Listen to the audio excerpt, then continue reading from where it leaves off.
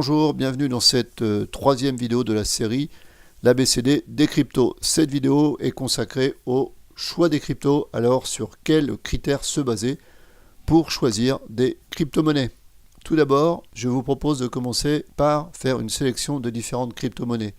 Alors comment faire? Eh bien, vous allez utiliser donc les données chiffrées. Nous allons voir ça ensemble tout de suite.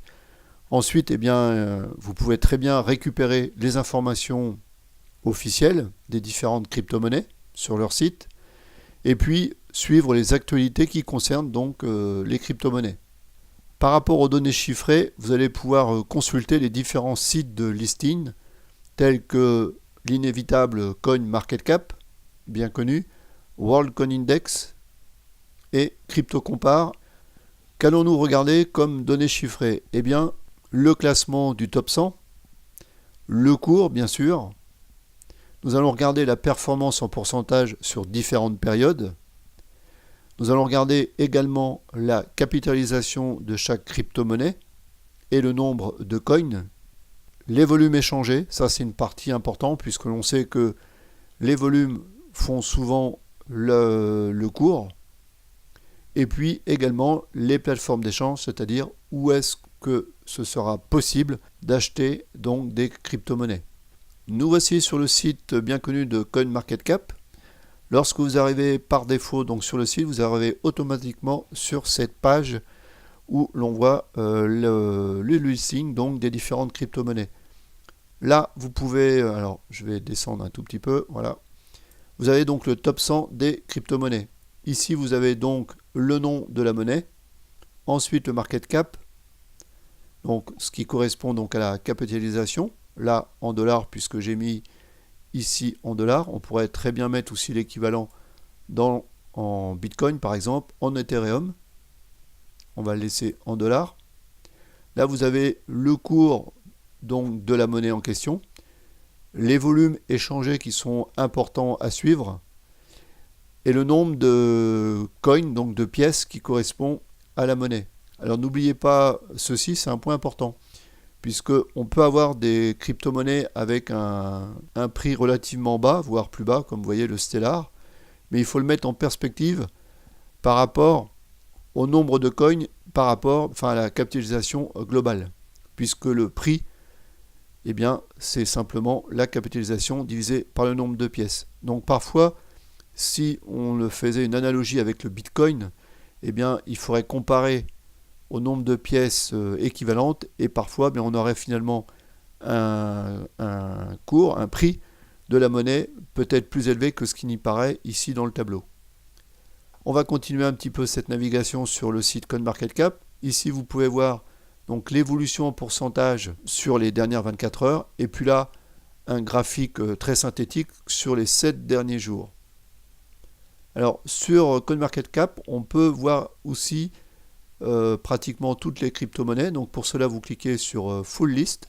Là vous allez avoir vraiment toutes les monnaies. Donc là je vais faire défiler, enfin toutes en tout cas vraiment beaucoup, puisque on va aller tout en bas voir et on est 1500 coins au moment où j'enregistre la vidéo. Sur cette page, en complément de ce qu'on a pu voir sur la page d'accueil de CoinMarketCap, vous pouvez avoir également le pourcentage donc dans l'heure, le pourcentage sur les 24 heures et le pourcentage sur 7 jours. Au sujet de la capitalisation, j'utilise un autre site qui s'appelle WorldCoinIndex. Ce site est comparable à MarketCap, mais il donne des informations complémentaires. Vous pouvez cliquer ici sur Stats, ensuite sur Overview.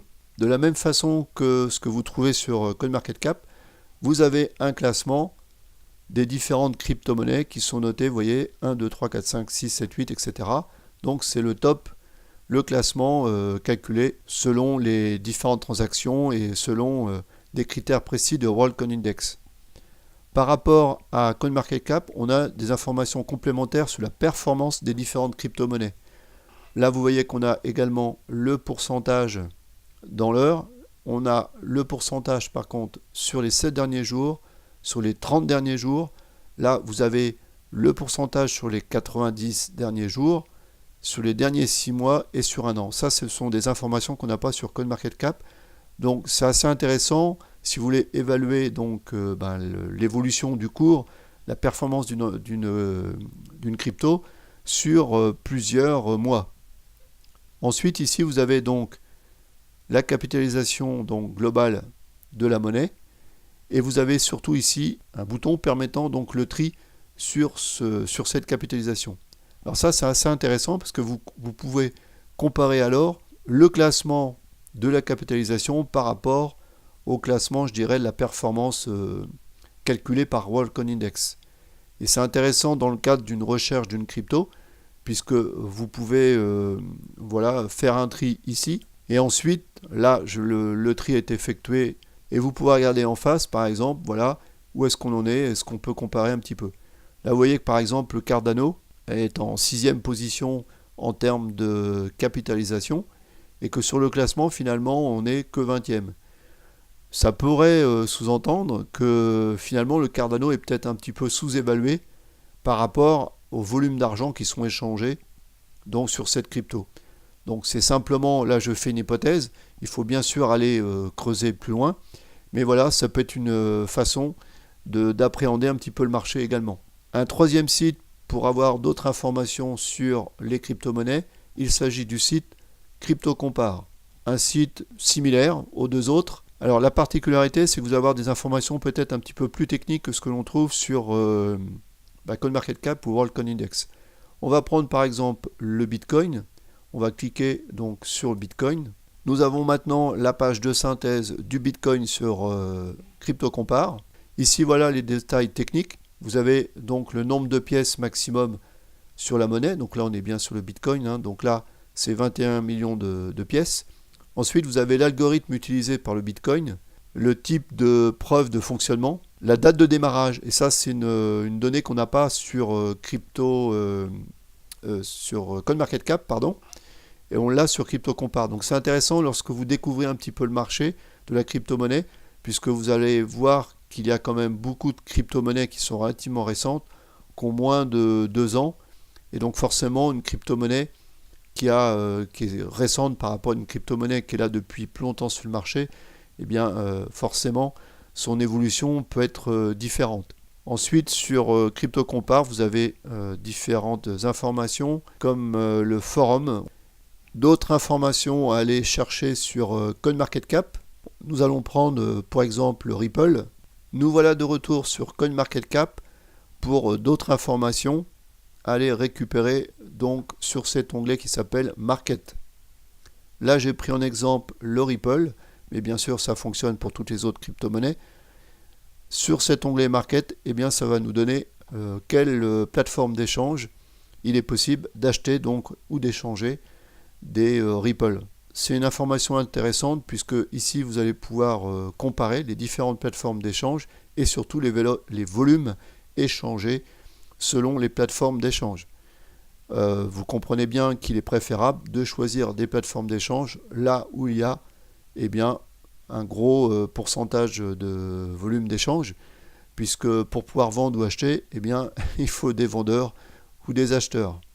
Concernant les infos officielles, nous allons nous rendre sur les sites des sociétés, donc des crypto-monnaies. Pour cela, il faut étudier le projet et consulter ce qu'on appelle le white paper. Alors le white paper, c'est quoi ?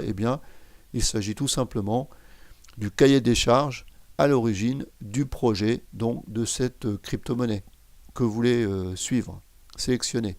Ensuite, vous pouvez regarder bien sûr, et c'est très important, c'est dans quel domaine d'activité, dans quelle thématique le projet a été imaginé. Regardez si sur cette thématique, il y a déjà de la concurrence, est-ce qu'il y a déjà d'autres crypto-monnaies. Regardez la spécificité s'il y en a une. Généralement, chaque projet, bien sûr, amène sa particularité qui est nécessaire pour se démarquer de la concurrence. Si concurrence il y a, bien sûr. Et puis, intéressant d'aller sur les sites de société, puisqu'on va pouvoir regarder l'avancement du projet et puis regarder le calendrier, ce qu'on appelle la roadmap, puisque c'est le terme utilisé généralement lorsque l'on va sur les sites donc, des crypto-monnaies. Autre point important à regarder, à vérifier, c'est l'équipe qui constitue donc le projet. Il y a l'équipe dirigeante et puis les employés. Donc la taille, bien sûr, si c'est une petite équipe ou une grande équipe, Et puis la qualité de l'équipe, donc ça on peut le voir bien sûr en regardant, je dirais, l'organigramme sur le site. Et puis généralement on a des liens qui ramènent vers des sites, donc les réseaux sociaux professionnels type LinkedIn, où là on va pouvoir consulter donc les CV, les profils des différentes personnes qui constituent l'équipe. Le troisième point qui est très important pour, je dirais, le développement de l'entreprise, donc de la crypto-monnaie en question, du projet, ça tourne autour de la communication. Alors bien sûr, on va retrouver beaucoup d'informations sur les réseaux sociaux, et ça c'est une grande source d'informations. Et puis regardez donc sur les sites officiels sur quels réseaux sociaux eh bien, ils sont actifs. Ça peut être Facebook bien sûr, mais il y a d'autres réseaux sociaux, YouTube, Reddit, voilà, des sites divers et variés. Et puis, en termes de communication, eh bien, si vous vous intéressez à tel ou tel crypto, eh bien, regardez s'il y a une newsletter. C'est toujours intéressant de recevoir par mail les différentes informations en temps réel, l'actualité de ces crypto-monnaies.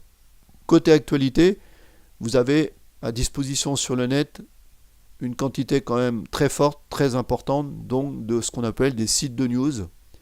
Alors vous avez Cointelegraph, c'est un site très très connu qui est en anglais, mais il y a beaucoup d'informations pertinentes sur le domaine des crypto-monnaies et de la blockchain.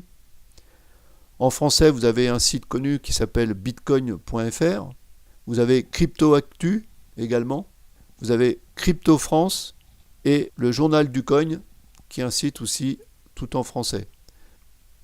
Vous pouvez suivre également les actualités sur les réseaux sociaux en consultant différents groupes sur Facebook ou en suivant différents youtubeurs.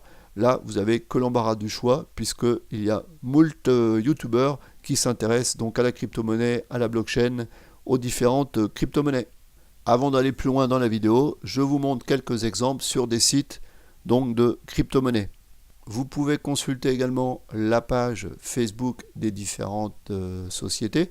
Là par exemple, je suis sur la page Facebook de Ripple et vous voyez que c'est intéressant d'aller voir puisque vous pouvez regarder le nombre de personnes. Donc si vous êtes en train de chercher une crypto-monnaie dans la 200 ou 300e place dans le classement de CoinMarketCap, c'est bien d'aller voir où ils en sont sur le réseau social, puisque ce qui fait le succès aussi d'une crypto-monnaie, c'est au-delà du projet, même s'il est très qualitatif, c'est la façon dont l'équipe communique dessus.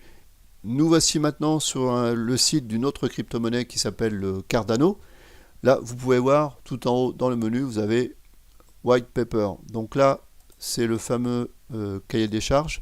Donc là, on va cliquer dessus pour vous montrer un exemple. Et voilà, et d'expliquer ici, voilà, tout le contenu, tout le projet bien détaillé. Voilà, très fourni. Nous voici maintenant sur le site de Pivx, une autre crypto-monnaie, et en particulier, je suis sur ce qu'on appelle la roadmap. D'ailleurs, vous voyez, c'est marqué ici, Pivx Roadmap 2018. Donc là, on a des informations, premier trimestre 2018, et au fur et à mesure, premier trimestre 2018, staking, portefeuille mobile iOS, vous voyez, premier trimestre toujours, nouveau design, Q1, onglet de proposition dans le portefeuille, etc. etc. Donc là, la roadmap est un petit peu particulière, mais elle est très fournie. Alors c'est intéressant de regarder bien sûr la roadmap, puisque c'est un petit peu le calendrier de l'avancement du projet et surtout de ce qui est prévu pour le futur. Nous voici maintenant sur le site du Litecoin pour vous montrer voilà, ce qui peut se passer au niveau des nouvelles. Vous voyez, ils ont carrément mis tout ce qui se passe au niveau de Twitter, tous les renseignements, vous avez tous les liens voilà, qui peuvent renvoyer sur les différents réseaux sociaux.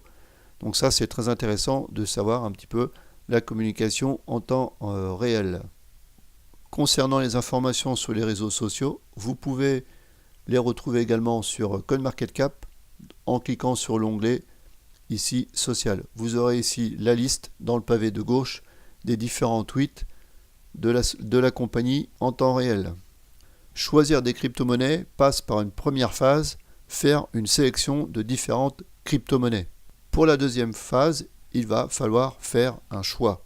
Je vous propose de procéder par élimination en utilisant une méthode qu'on appelle la méthode de l'entonnoir. En effet, selon vos choix long terme ou moyen terme, eh bien vous allez pouvoir peut-être mettre des cryptos dans une partie plutôt long terme et des cryptos peut-être dans une partie plutôt moyen terme. Et tout ça, bien sûr, en fonction de vos critères d'âge, de budget et d'objectifs. Pour conclure le choix des cryptos, la première phase est de faire une sélection, la deuxième phase, c'est de faire des choix, et la troisième phase, peut-être la plus importante, qui est vraiment la question cruciale que se pose tout investisseur de crypto-monnaie, c'est à quel moment dois-je acheter, à quel moment précis je peux acheter telle ou telle monnaie. Alors on peut faire de l'analyse technique, même simple, et on peut aussi avoir à notre disposition des outils d'aide à la décision. C'est ce que nous allons voir dans la 4e vidéo, quand acheter, quand vendre. À demain!